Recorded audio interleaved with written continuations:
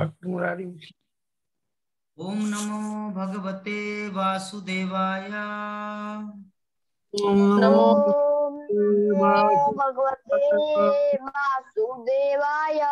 ओम नमो भगवते वासुदेवाय।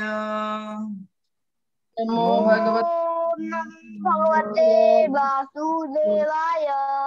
ओम नमो भगवते वासुदेवाय। ओम नमो भगवते वासुदेवाय। नारायणं नमस्कृत्य नारायणं नमस्कृत्य नरं चैव नरोत्तमं नरं चैव नरोत्तमं देवीं सरस्वतीं व्यासं देवीं सरस्वतीं व्यासं ततो जयमुदीरये। ततो जयमुदीरये। नष्टप्रायेषु अभद्रेषु नष्टप्रायेषु भद्रेषु नित्यं भागवत सेवया नित्यं भागवत सेवया भगवती उत्तम श्लोके भगवती उत्तम श्लोके भक्तिर्भवति नष्टे। भक्तिर्भवति नैष्ठिके। श्रीमद् भागवतम प्रथम स्कंद नवम अध्याय श्लोक संख्या 5। तत्र ब्रह्मर्षयो सर्वे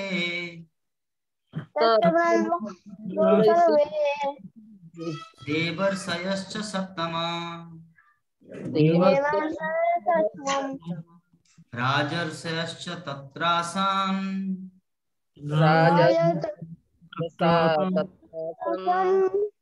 द्रष्टुं भरतपुङ्गवम्। तत्र ब्रह्मर्षयो सर्वे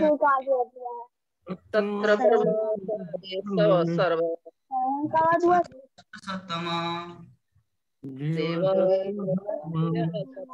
राजर्षयश्च तत्रासन् द्रष्टुं भरतपुङ्गवम्। हरे कृष्ण। हरे कृष्ण प्रभु जी। तत्र ब्रह्मर्षयः तत्र ब्रह्मस्य सर्वस्य देवर्षयश्च सप्तमो शतम् राजर्षयश्च तत्रासन्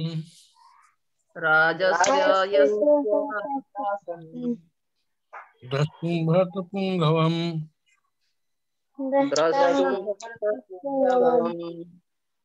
हरे कृष्ण।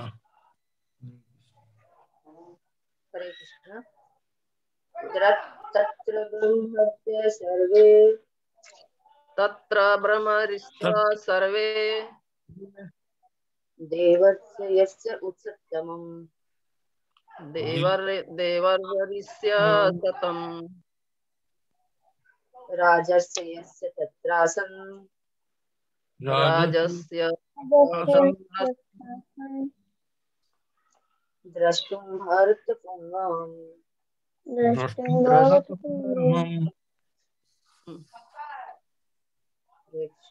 हरे कृष्ण। तत्र ब्रह्मर्षयः सर्वे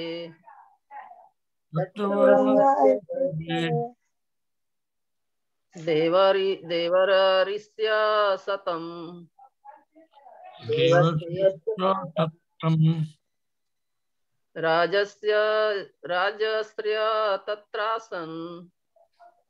राजस्य तत्रासन् दृष्टं भरतपुङ्गवम्। हरे कृष्ण। और कौन बाकी? मुरारी क्यों नहीं पढ़े? मुरारी अगर कल से नहीं पढ़ेंगे तो आप क्लास में ज्वाइन नहीं करेंगे, ठीक है? हार्ड वर्क कैसे पढ़ूं? कोई हार्ड वर्क संस्कृत तो पढ़ते हैं, जैसे पढ़ने आता पढ़िए। संस्कृत तो पढ़ने आता नहीं तो कहाँ से पढ़े? ठीक है, ये वाला पढ़िए। ये जो ब्लू ब्लू दिख रहा है, ये जो काला काला, तत्र ब्रह्मर्षयः सर्वे, 3-3 अक्षर कर पढ़िए। 3-3 घर, ये घर, ये घर, ये घर। फिर ये काला घर, वाला। ठीक है। जैसे काला वाला। तत्र ब्रह्मा ऋषि सर्वे देव ऋषि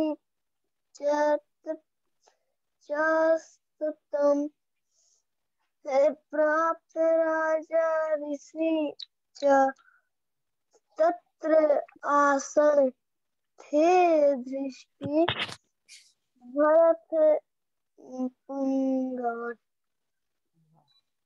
हो गया, ठीक है। अनुवाद तात्पर्य पढ़िए माता।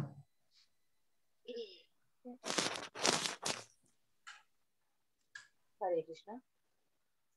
राजा भरत के वंशजों में प्रधान भीष्म को देखने के लिए ब्रह्मांड के सारे सतोगुणी महापुरुष यथा देवर्षि, ब्रह्मर्षि तथा राजर्षि वहां पर एकत्र हुए थे।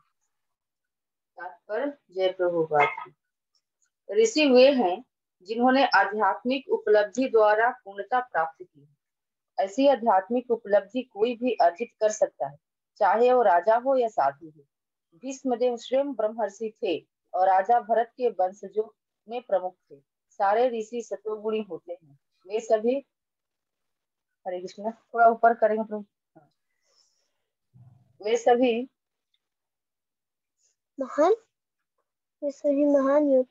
महान योद्धा के आसन मृत्यु का समाचार सुनकर के वहां एकत्र हुए थे।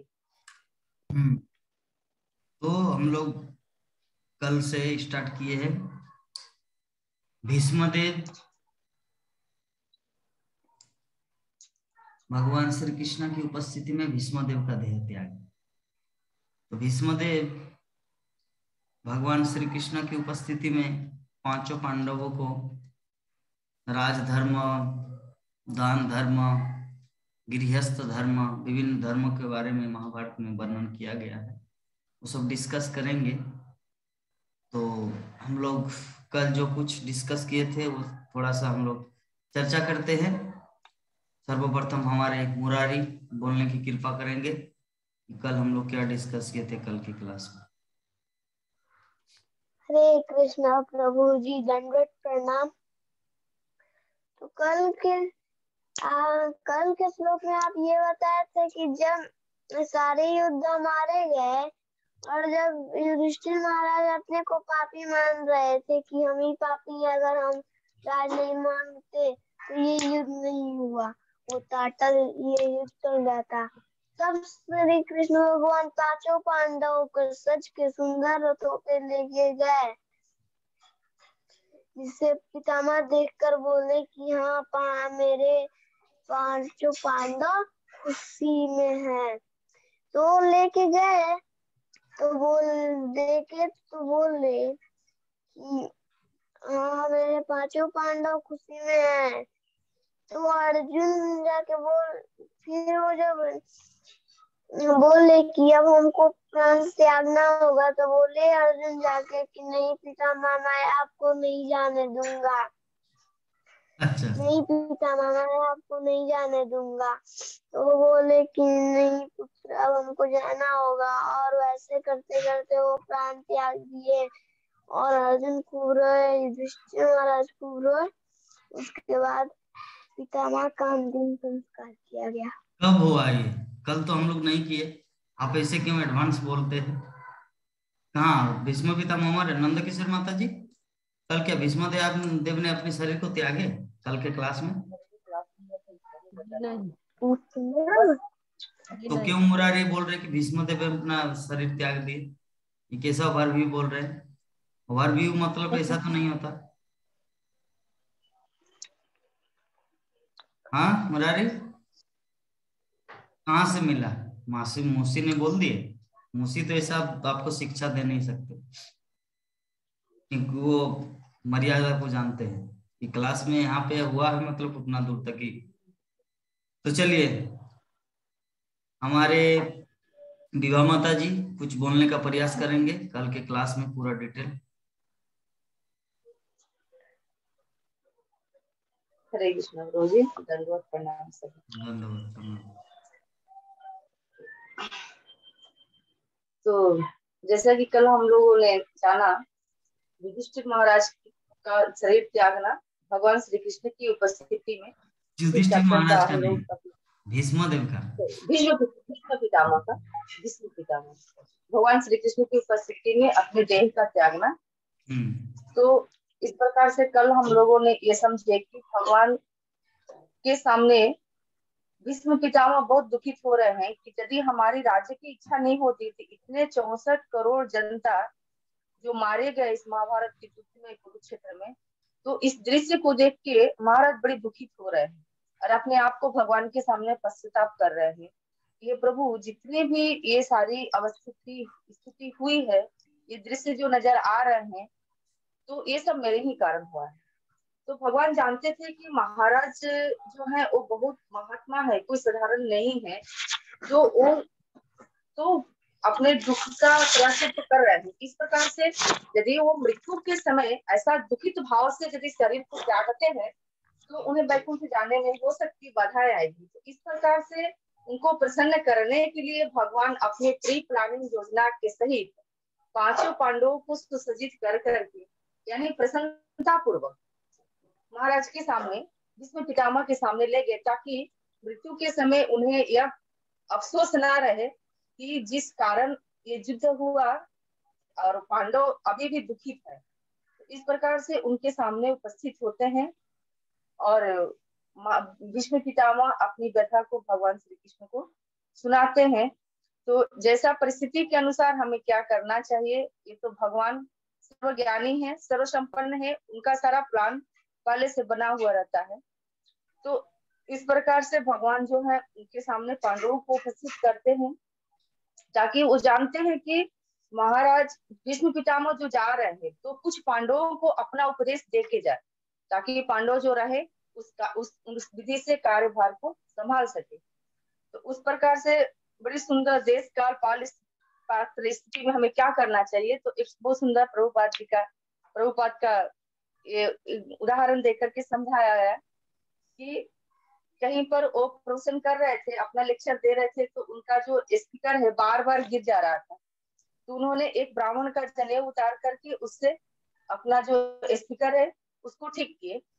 तो ये उदाहरण भगवान श्री कृष्ण के लिए लागू किया गया कि प्रभुपाद का कहने का मतलब है कि भगवान भी किस स्थिति में कैसे क्या करना चाहिए, तो हमें भगवान से सीखने को मिलती है कि किस प्रकार से हमें अपने स्थिति में जो चीज नहीं भी करना है उसको भी हम कर सकते थे। ये कौन कर सकता है, तो एक दिव्य आत्मा जो है और भगवान, यही लोग कर सकते हैं, हम लोग ऐसे नहीं कर पाते। ये दिव्य कार्य, दिव्य लीला जब भगवान का संसर्ग में साधु संगों की संगति में रहेगा, उन्हीं को मिल सकता है। इस प्रकार से प्रभुपाद जी का बड़ी सुंदर हम लोगों ने इसमें समझे।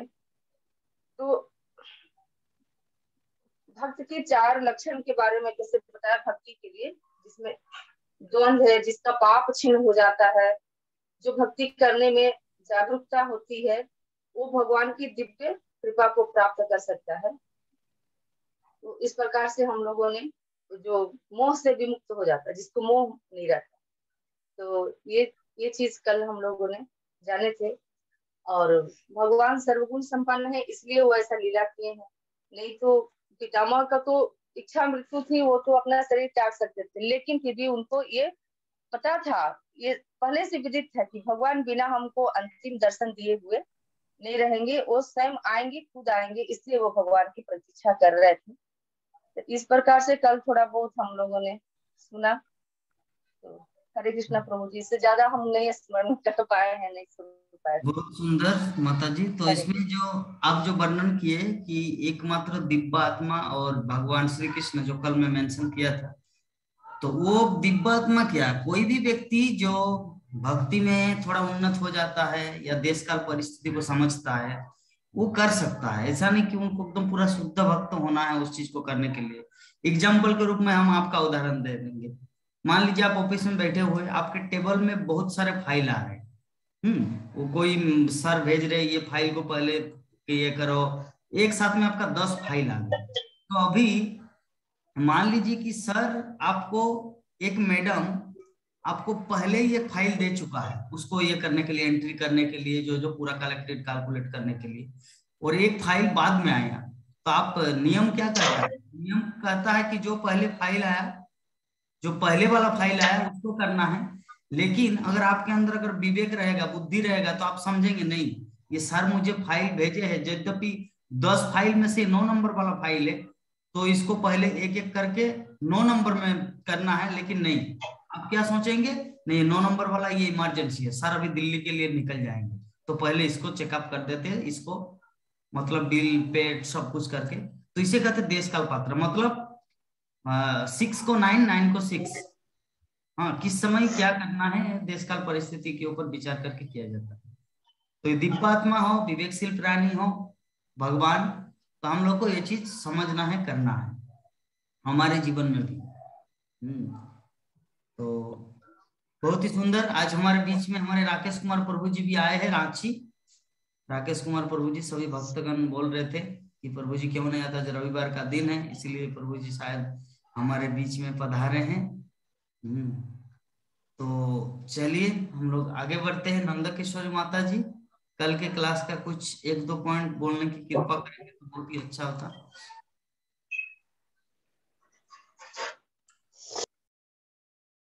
माता जी तो बोल दिए हैं, अच्छा बोली हैं।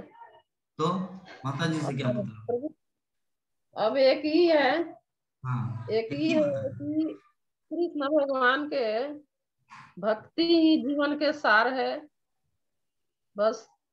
और क्या बोले हम, बहुत कुछ भगवान, और भगवान आपने बताए थे कि जब कुरुक्षेत्र के युद्ध समाप्त हो गई, तब कृष्ण भगवान सभी पांडवों लोग को लेकर के और भीष्म पितामह जहाँ सैया पर लेटे हुए थे, सार सैया पर, वहां लेकर के उन लोगों को गए इसलिए गए कि वे भीष्म पितामह देख सके कि माने वे अपने जीवन में कभी उन लोगों को दुखी नहीं, माने जीवन में हमेशा उन लोगों को आशीर्वाद दिए, लेकिन उनका आशीर्वाद उन लोगों को काम नहीं आया। और इसलिए वो कहे कि वे उन लोगों को अच्छे से, उन लोगों को देख करके, और कि ये लोग अपना मतलब खुश है, पूरा सजा धजा के ले गए। और यही था कि भीष्म पितामह जब उन लोगों को ये ऐसा वेशभूषा में देखे, तो उनको अंदर से संतुष्टि, मतलब एक संतुष्टि हो गया कि ये पांडव मतलब अब अच्छे हो गए हैं। बहुत सुंदर। और अच्छे तरह से मतलब उनके अंदर एक संतुष्टि आया कि माने इसलिए ही कृष्ण भगवान अपना प्लान बना के ले गए कि इतना दिन तो उन लोगों को साथ में, ये दुर्योधन के साथ में रह करके वे उनका ये किया, बाकी वे हमेशा आशीर्वाद पांडवों लोग के दिए थे कि दिए, लेकिन उनका आशीर्वाद कोई काम नहीं आया। ये लक्षाग्रह में गए थे, मतलब शुरू से तकलीफ है उन लोग काटे थे।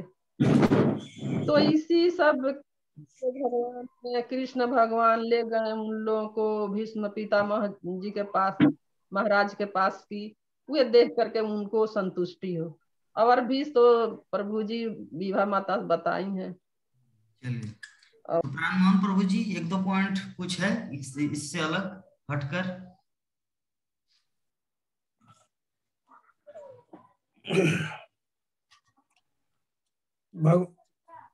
भगवान कृष्ण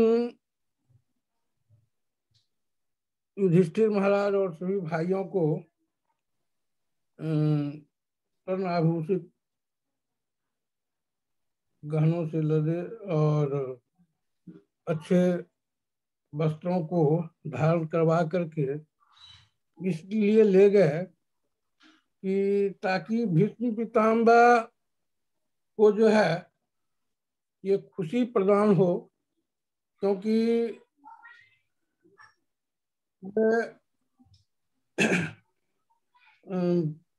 भीष्म पितामह सब दिन पांडवों को तकलीफ में ही देखे, सब दिन कष्ट में ही देखे, और उनका आशीर्वाद भी फलीभूत नहीं हो पा रहा था, क्योंकि शकुनी जो है वो प्लान करके दुर्योधन के साथ बराबर उन लोगों को कष्ट ही देता था।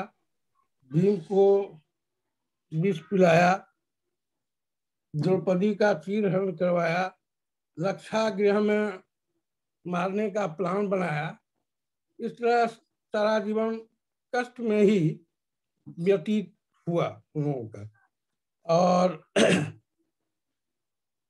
इस तरह स्वर्ण से आभूषित करके उनके सामने ले जा करके दिखाने का मतलब ये है कि अब जो है पांडव सुखी हो गए।